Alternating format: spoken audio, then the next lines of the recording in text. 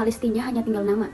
Mimpi Muhammad Qosim menjadi nyata. Aku melihat dalam mimpi ini, Presiden Amerika berkunjung ke Israel.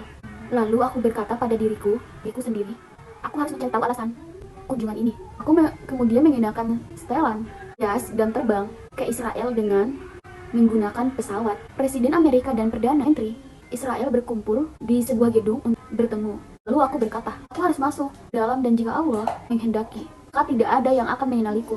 Aku menyebut nama Allah, Bismillah, dan masuk ke dalam. Tidak ada yang menghentikanku, karena mereka mengira aku adalah bagian dari pertemuan tersebut. Dan aku adalah agen dari sebuah badan intelijen.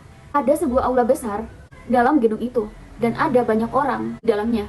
Aku hanya mengawasi Presiden Amerika dan Perdana Menteri Israel. Mereka berdua pergi ke sudut sebuah ruangan dekat buah lemari. Aku mengikuti mereka, melihat mereka duduk di sana dan mulai berbicara. Aku berkata, aku harus lebih dekat untuk mendengar apa yang mereka akan bicarakan. Aku tidak berpikir mereka akan mengenaliku karena belum ada yang mengenaliku. Aku berdiri di dekat mereka, seolah-olah aku mengurusi urusanku sendiri. Perdana Menteri Israel mengatakan, ada Presiden Amerika, aku hampir menyelesaikan kuil rahasia Dajjal, dan segera setelah itu hanya nama Palestina yang akan tersisa. Kita akan melintas seluruh timur. Nah, dengarkan ini.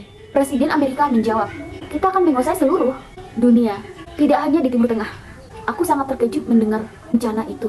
Mereka telah membangun kuil Dajjal, sementara aku tidak menyadarinya. Aku keluar dari sana dalam keadaan sangat cemas dan pergi ke Palestina. Setibanya di Palestina, aku melihat tentara Israel mendobrak rumah orang Palestina, dan anak-anak melarikan diri bersama ibu mereka. Aku menjadi sedih melihat anak-anak kecil itu karena kesulitan besar yang menimpa mereka. Aku berkata, bagaimana mereka bisa bertahan? Dan siapa yang akan membantu mereka?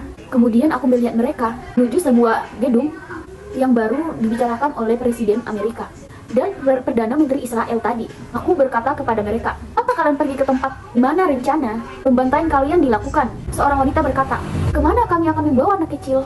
Kecil kami ini tidak punya pilihan lain. Mereka mungkin akan membunuh kami, tapi mereka mungkin akan mengasihi anak-anak kami. Aku menjadi lebih sedih dengar ini. Aku berkata, orang Israel itu sangat menindas dan mereka telah membuat rencana untuk menghabisi semua orang. Aku segera naik pesawatku dan pergi mencari kuil Dajjal. Aku mungkin bisa menghancurkannya sebelum kuil itu selesai dibangun. Aku segera menemukan kuil Dajjal itu. Bangunannya berwarna coklat muda, dan ternyata pembangunannya sudah selesai. Setelah melihat ini, aku berkata, sesuatu akan terjadi. Sebaiknya aku keluar dari sini.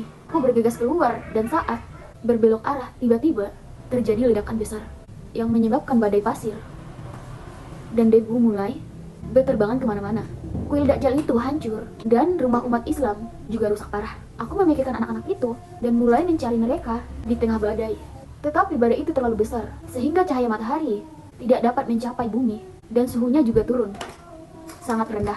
Aku melihat para wanita dan anak-anak itu dari jauh. Setelah melihat anak-anak itu, aku berkata, bagaimana mereka bisa bertahan hidup di luar dengan suhu serendah ini?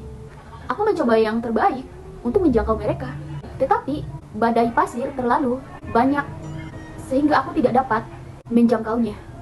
Aku berduka atas ketidakdayaanku yang tidak dapat melakukan apapun untuk membantu mereka, dan tidak ada orang lain juga yang membantu mereka.